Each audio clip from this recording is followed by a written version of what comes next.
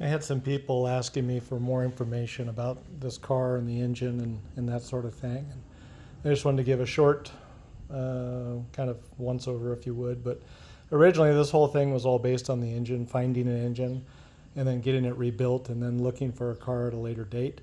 And was able to source this one out of southeastern Washington. Found it still in the crate, shipped it to an engine builder, and took it apart, and literally just replaced.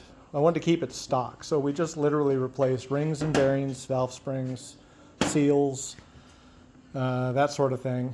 And because I was really curious what these engines would actually make, and that was the original impetus for this particular build.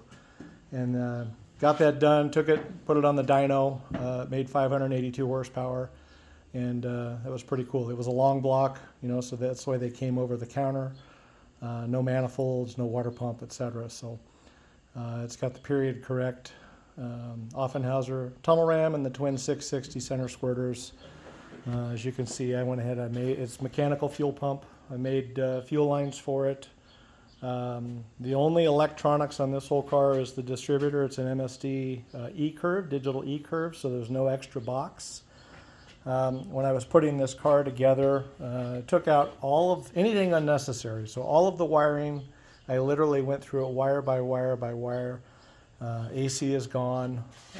It's just, I wanted it simple. So it's literally just an engine, and tried to keep the factory style components other than the headers. So like the factory power steering pump, the factory fan shroud, the factory style clutch fan, etc.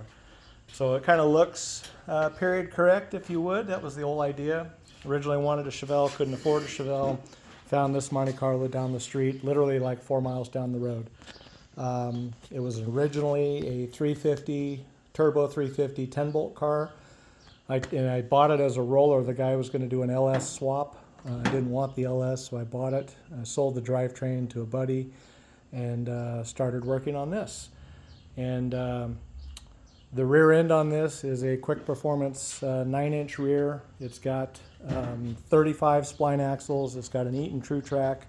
It's got the heavy duty support section, 1350 U joints. The differential rear end walls are 1/4 inch. It's got a 15 by 8.5 inch American racing tire or wheel with the 275/60/15 tires. Transmission on this one is a Muncie style 4-speed. I wanted a 4-speed versus the automatic, so it's been converted. I went through a company called Midwest Muncie's, talked with Jeff. He was phenomenal, helped me a lot. This transmission is a much heavier duty version of the Muncie. It's good for 650, 700 horsepower. So we went in and did that. Or I did everything on this vehicle. We had one minor hitch with the 4-speed conversion. It was basically a Chevelle kit, and the difference is the factory Z-bar location where it bolts to the frame. I'm going to get a flashlight here. Where it bolts to the frame on the Monte Carlo is a different location than the Chevelle. Monte Carlo is a lot further back. You can see, I don't know if you can see it, but the Z-bar location is much further back on the Chevelle, or on the Monte Carlo. The Chevelle was further forward. Other than that, it pretty well went together the way it was supposed to.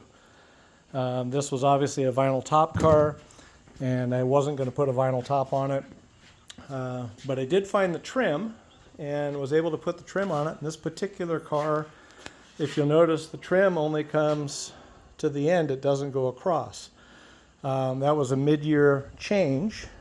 Now, my other car is a 70 SS 454, and this one has the trim that goes all the way across the windshield. So it's kind of interesting to see that, the difference between that and this, where it didn't go across. So it's kind of fun to have both. This car was kind of a gray color, and when I cut the center section out of the hood after measuring 17 different times, making sure I had it right, I pulled the center, that's this removal, or this section here out, And it had a bunch of oil and stuff on it where I'd used lube on the hole saw and the jigsaw and all of that. And I took a Scotch-Brite pad and some water, and I just started scrubbing, and lo and behold, I found the original green color. So I Scotch-Brited the entire car, and this is original 1970 paint that's just been scuffed, and it's really got nothing else on it. I think it's kind of cool. It has a satin look to it. And then the roof has got a little bit of a gloss to it compared to the body, which is fine. I kind of like it. This was a cloth interior car, and at some point I will get new seat covers in the cloth. It has a new dash, new steering wheel, replace the carpet, transmission hump. I did have to replace a floor pan on the passenger side. But other than that, you can see the rear is kind of shredded. The rear seat from the sun, which is fine, and the package tray area is kind of shredded as well, but that's just part of it. This was originally just a tire burner. That's really all it is. Runs on 100 octane. It's a fun car. Simple car. Nothing fancy. It goes down the road, and it, like I said, it puts out almost 600 horsepower, and kind of went overkill on everything in terms of strength, wanting the rear tires basically to be the weak link, and that's kind of where we're at. It will spin them at will in first and second gear, and then third gear it really pulls hard, so it's a lot of fun. If you have other questions, happy to help, happy to answer them. One other little thing I'm just noticing, after I cut the structure out of the hood, I ended up using the lighter springs for the fiberglass hoods. If with the stock spring, it wanted to flex this hood, and I didn't want to bend it. So lighter tension spring, having the center section gone on the hood, it worked pretty good. Hope any of this helps. And again, if you have questions or comments on it, feel free. I'll do what I can to answer. Thanks.